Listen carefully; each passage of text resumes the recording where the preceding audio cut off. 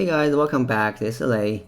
In the last video, I showed you how to analyze circular RNAs, a very special RNA species.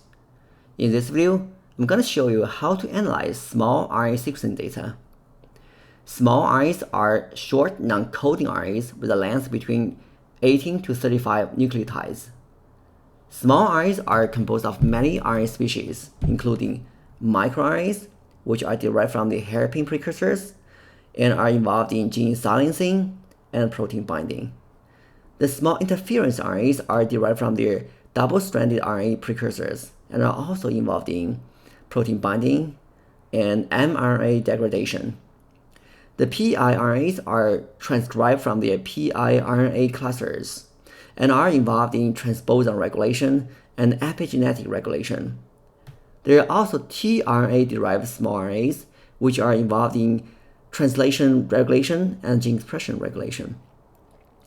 Because of their multiple functions, small RNAs are involved in many biological processes and diseases. Many of them are also therapeutic targets and are therefore involved in drug development. To analyze small RNA sequencing data, our first step is to set up our conduct environment as usual. Here, we use the RNA sequencing environment we created before. The aligner we use here is Bowtie. Bowtie is a very old tool, but super good at handling short reads. With a new aligner, we're going to need a new reference genome index. Here, we download the human genome from Ensembl using wget command and unzip the file using gunzip command. Next, we download gene annotation file, the GTF file, from Ensembl also, and unzip it using gunzip command. Note that the downloaded annotation file contains the annotation for all the genes, which we don't need. We only need the annotation associated with our small RNAs. So our next step is to subset the annotation table using the grep function and create a new small RNA.gtf annotation file. This is how it looks like inside of our new GTF file. As you can see, all the annotations are for small RNAs. And next, we build our Bowtie index using Bowtie build command, followed by the human genome and followed by the index path you specified. Once everything is prepared, we can start our data analysis process. So the process is very similar to the one that we use for regular RNA sequencing analysis. So first step, we trim our adapters, but it's a little bit different here. Here we use the trim galore, and we filter the results using quality scores, and we remove all the reads that's shorter than 18 nucleotides. We specify the stringency, and we clip the last nucleotide from the 3' end. We use 20 cores, and we specify the adapter sequence. Note the adapter sequence is associated with the kit you use for sequencing. So just make sure you use the right adapter sequencing. And these are the adapter sequencing in the reads, as you can see there at the bottom, at the end of the 3' end. So our goal is to clip all the nucleotides after the adapter. And we specify the FASTQ file. Note that the small RNA sequencing only is a single end sequencing, so you don't need pair end, so don't waste your money. And specify the output of the trimmed FASTQ file. And next step, we filter out all the reads that are longer than 35 using awk.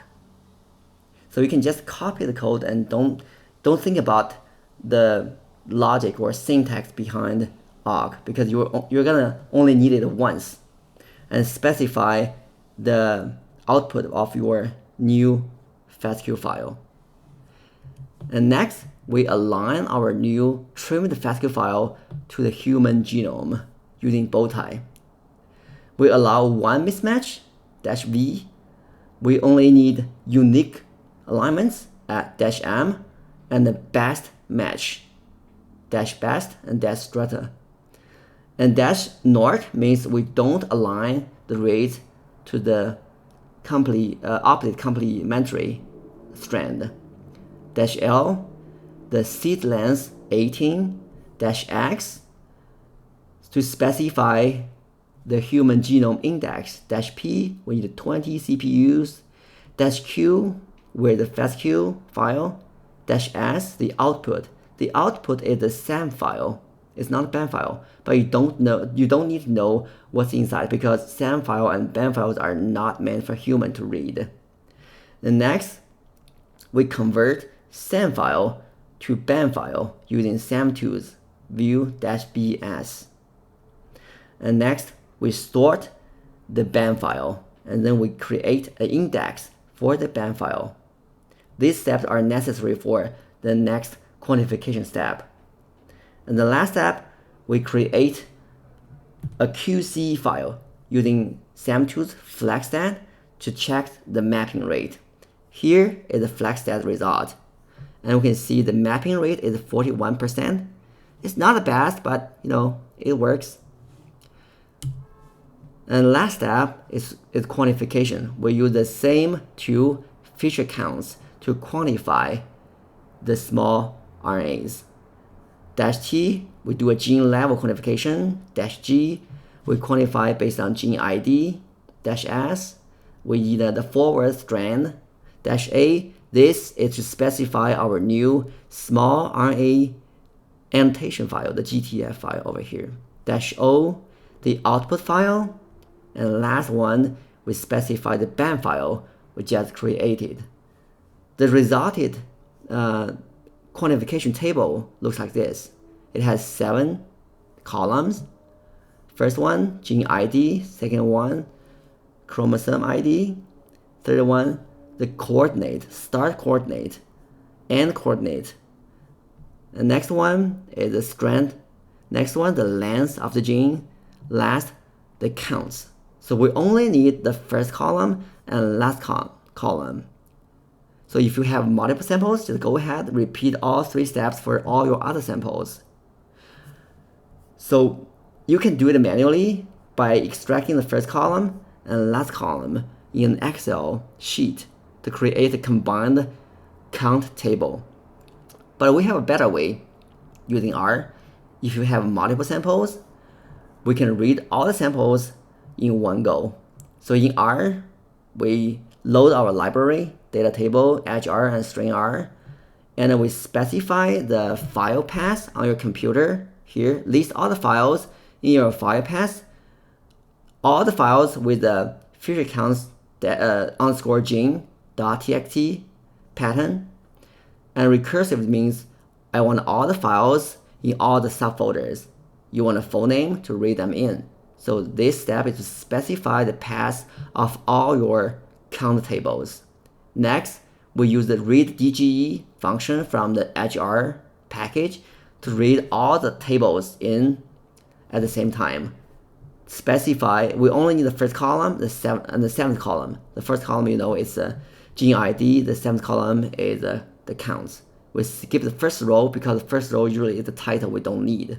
And now we fetch the counts table from the DGE object. And next, this step is I just need to rename the column. Basically, when you read these count tables, the column names are actually the file names, which are very long. So here I just remove the unwanted string from the column names. And here is the table we merged for all 8 samples. Here I have 8 samples. But usually, once you finish the first step, you don't have the gene name column. So my second part of my code is just to read in the GTF annotation file and annotate the gene ID. But usually you only have a gene ID column. So my second part is to match the gene names to the gene ID. So you have the gene name column. So once you finish these two pieces of code, you have this merged table with all the samples and counts and gene ID and gene name. Once you have this count table, you can go back to your DE analysis as I showed you in the previous tutorial. And for all the details, you can check my website, ngs101.com, to the corresponding tutorial. And also, I recently published a new article about building good relationships with other people. I think it's as important as our technical skills. So make sure to check my bullishbooks.com website. And if you like it, subscribe. Thank you.